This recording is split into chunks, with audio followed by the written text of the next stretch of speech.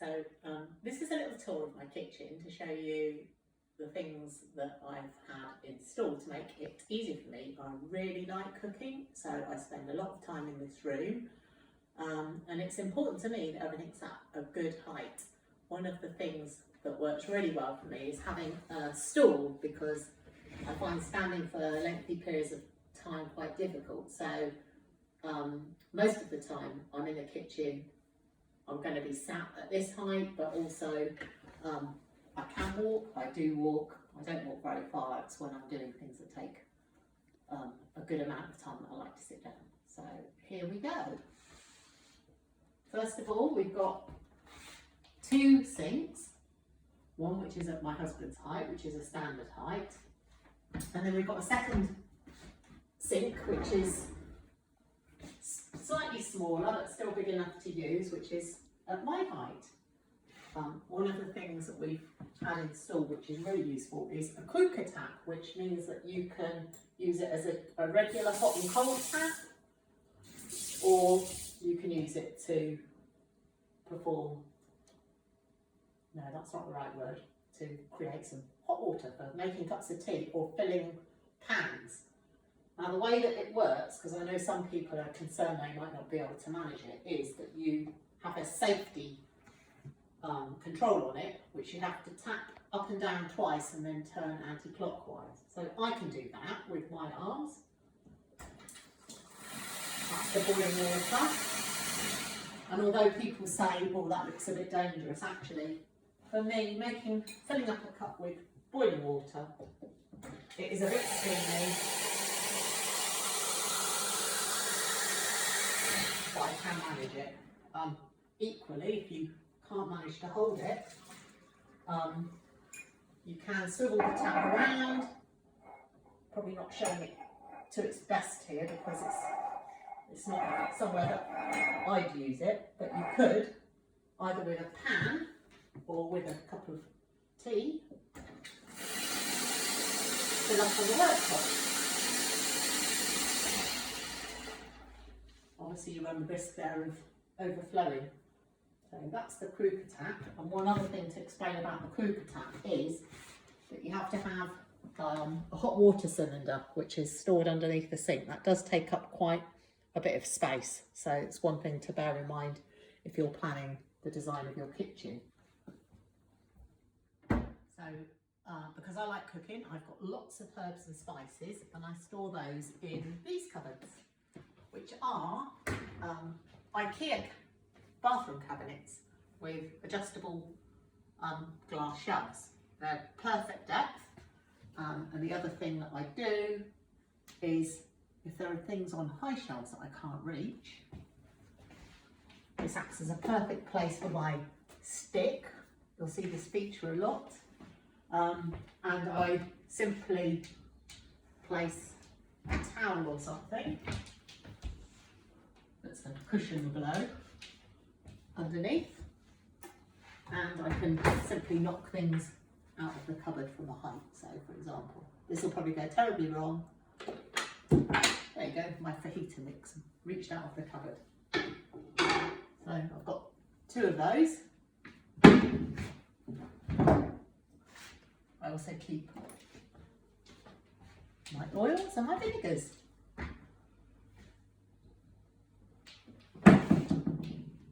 And this that you saw me push is something I had designed for me at the perfect height, which is the same height as my work surfaces, but it's a butcher's trolley and it's got lockable caster wheels, so I can move this to anywhere I want to in the kitchen. If I'm in somebody's way over there, I can go right down the other end. I can sit at this and chop away to my heart's content at a perfect height when seated. And there's also a lot of clutter underneath, but things that I need to get to. Again, I think these are quite good, something I found recently, but instead of a chopping board, which is heavy, I've just got these flexible boards, which are great because they've got a little hole in there so I can pick them up. They've got, you can't see it, but there's a grippy surface one side so they don't slide. And when you've chopped things up, you want to pour them into a pan. They're flexible, so you can easily make them into a funnel and pour things into a frying pan or a saucepan. Good. So this extractor fan is extremely powerful, and I got it because the previous one was at a height where people would bang their heads on it because it was lowered, because the height of this surface is lowered. But one thing I just didn't think about was the fact that it's got touch controls, which whilst they look very sleek, are impossible for me to reach because they are all the way up here. And unfortunately, without a finger, you cannot control it. You have to do that with a finger. Whereas before, the cooker hood I had just had push button controls, and I used my stick, which I could just whack the buttons with, put the light on and off and everything with. So if you're going to get a cooker like this with touch controls, just bear that in mind. But if you look online, I think it's also possible to get remote controls for cooker hoods. So that might be something you want to bear in mind when you're choosing a suitable cooker hood. So one of the things that works well for me is being able to open drawers with my feet, because when I'm sat down I can use my feet. So I bore that in mind when I was choosing the handles. I can open and close drawers with my feet. But if I had any sort of nice integral handle, that just wouldn't work at all for me. I'll show you here. I've got a plate warming drawer, which I love. I love having hot food on a warm plate. And this also serves to keep food warm. So if you've cooked something and you want it to stay warm, so you're cooking a batch of pancakes, you can put them on your plate in the drawer and they will stay nice and warm. This is the microwave, and I know that one beneficiary I told about this was really excited. You don't have to have a microwave with a turntable. You can get a microwave with a flat base, which makes putting things in and out of it a lot easier. And the other thing for me that I want when I chose a microwave is to have a door that opens downwards. This might not be so good for those of you that have got limited reach, but for me, I slide things out and I put them onto this surface. So if I'm cooking rice, I use a rice steamer, I pull it out, I've got a surface at a good level here where I can lift the lid off, stir it and slide it back in relatively easily. The same way with my oven. This is a Neff oven. I think all my appliances are Neff. There is something now called a hide and slide, I think that's what it's called, door, where the door comes down and slides underneath. But I use the door of my oven to lift heavy casserole dishes out onto. So I prefer an oven where the door opens out, but I can use it as an additional workspace. Whilst we're talking about the oven, I've got something actually cooking away in here at the moment, so it's a perfect time to show you how the shelves work. So I've bought as an additional added extra these shelves that slide all the way out. I mean, they will actually slide further out than that. I won't pull it all the way out because it's something very hot, but that will literally go all the way to there. And that's a big heavy casserole dish full up with food, and it's easily able to take away. The top of the oven is a grill as well, so grill pan's down here at the moment, but I can move that up to the upper shelf, and then when I'm grilling things, it's very easy to slide them in and out and see how much longer they need. So again, I mentioned the door. The door's at the perfect height.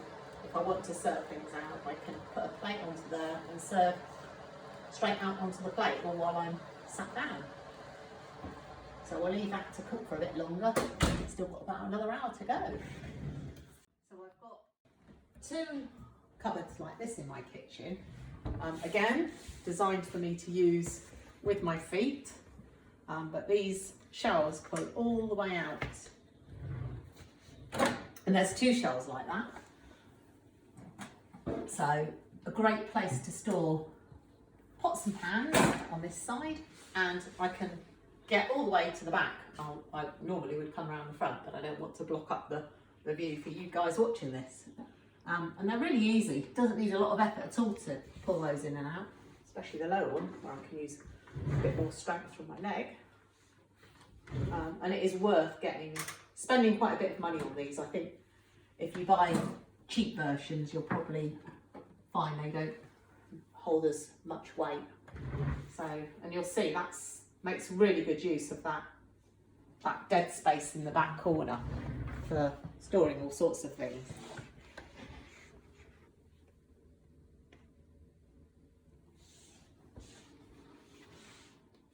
So there's only 2 of us living in the house, but I've got a fairly big fridge. I think it's a 3/4 height fridge, and it hasn't got a freezer above it. It's just a larder fridge. This has been installed at a specific height, so you'll see there's a bit of a gap at the bottom where it was built up very slightly. I love the height of the milk because it's just there. Look, I'm stood up now, but this is at a perfect height for me to reach the milk in and out. It's quite full at the moment. It's not normally this full, but again, I prefer the larger fridge because that way the shelves aren't really overfilled. And it's great to have things like crates that you can just pull out, lift right out to get to whatever you want to that's at the very back. And the same with these little containers at the bottom. They just pull all the way out. I can get to things and store much more in the fridge. So here we are sort of at the back of the kitchen and into the dining area. And again, I've got some more of these very narrow shelved. These are actually deeper than the ones around the corner, where I can easily store things and see exactly what I've got in store and get to them easily, reach them in and out. So I've got a whole run of these units. Some more here. Lots of bottles, you'll see. Well, not that many compared to some people, I'm sure. Again, more of these cupboards hidden behind this panel. You'll see it's really not deep at all. But at the end of this sort of island unit, again, all my tins. And very easy to see exactly what I've got in stock. Plenty of tin tomatoes, you can never have too many of those. So I've got some of these pan drawers. Again, the bottom ones are quite big and heavy. I can use my feet. And in this one I've got things like the cheese grater and some bowls and plates and jugs, etc. But I mainly keep my plates in the plate warmer. So this is sort of backup supply. And the next shelf up has got my foils. That's a really nice wide drawer. And then in the top one, cutlery. Now, if I had to give any advice about the location of the cutlery drawer, it would be don't put it underneath the hob, because obviously if someone's cooking at the hob and stirring a sauce and somebody else wants to get out a knife or a spoon, I'm stood in the way. But again, nice, good quality drawers, because they're quite heavy, they hold quite a weight, so it's worth spending out money to get something that's going to be able to take that weight. So you might notice at the end of this run of units, which go floor to ceiling, there's this quite a wide panel. Why is that? Because behind here we've got a secret cupboard. All of these cupboards I press just by pushing, and then that releases them. But they're all about 1 jar or tin wide. So I can store lots of things in here that are easy to get to. The things that I use all the time are on these lower shelves, and the things that I don't need as often, so all my pickles and things, are all up much higher. But I can easily see what I've got in stock, and as you can see, I'm well and truly stocked up for a good few years probably. Another important part of my kitchen is the spaghetti server. Now, yeah, it's used for serving spaghetti, but I also use mine for reaching out the plug. I know that a lot of people's sinks will be like these, but you can literally slide this over the middle part of the, there you go, and lift out your plug. I'm not showing it at its best here because this is his sink rather than the her sink, but you know, it's vital for being able to reach a plug out and also push it down. So if I just take this over and show you in my low down sink,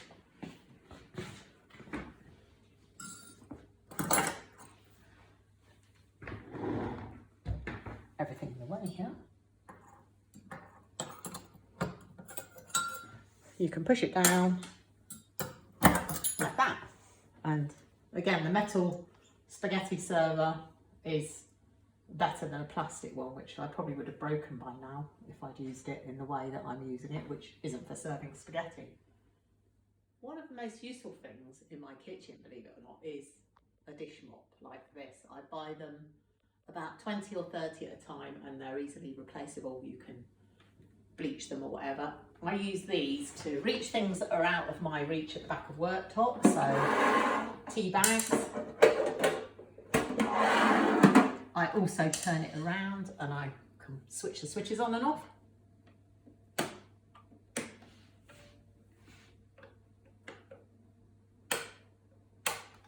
And I can wipe all the way to the back if I need to when I'm having a bit of a wipe around.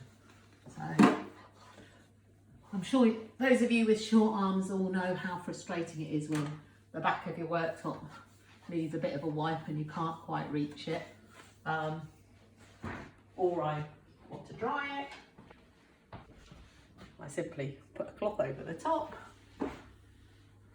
and dry it. I wouldn't be without my mop. It sounds really silly. You know, they cost probably 20p, 50p, something like that, but my little mop is a fantastic reaching tool, really. So again, these are dressing hooks, and some of you might have them for dressing. This is a long one, I've got shorter ones, but I use this for all sorts of things in the kitchen. So there are things in this cupboard I can't reach that I can either knock out, or I have these, probably not the best one to choose at, it's very heavy. But if I want to have a look in my grains and pouches container, I can hook it out, put it over here, have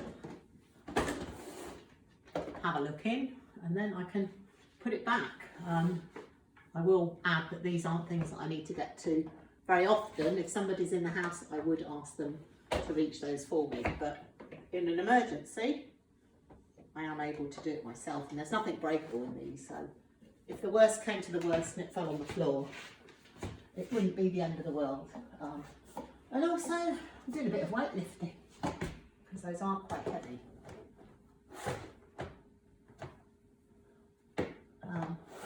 But also with these sticks, where there's in the fridge or at the back of cupboards, I can simply use it to get to things.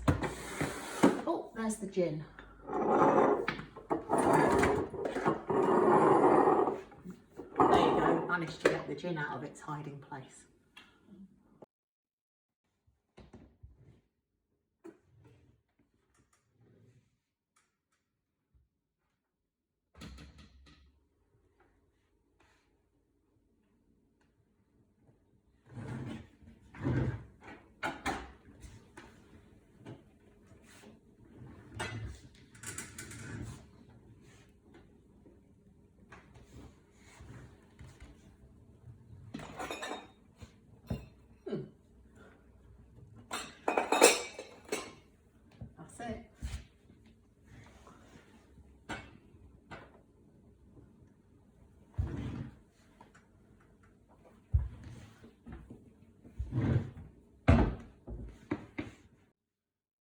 two of these very narrow cabinets that pull out, which is great because you have access to both sides. So this is where I store, well, this is rice in here, but you can put anything really. That it has to only be quite a limited height. But at the bottom there's all my oils, which again, it's, you know, I have to bend down quite hard, far too, but I can get to my oil, and much easier than if it's in a cupboard or on a shelf. So I've got two of those, one either side. Again, it's all my vinegars there, and pens, syrups, honey.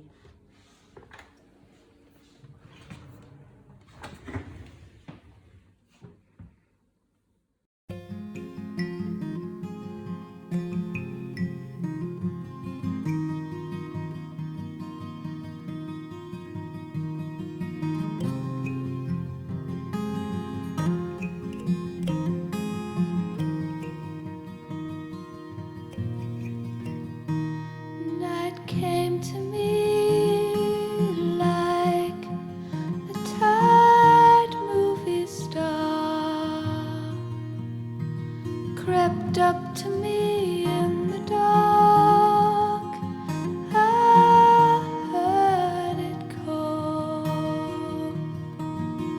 You're too tired to listen to me, but you'll miss me if you sleep. What's a day without a night to give it birth? Lie below, watch her eyes. What is worse? I need her like she needs me. How can you say the night is free?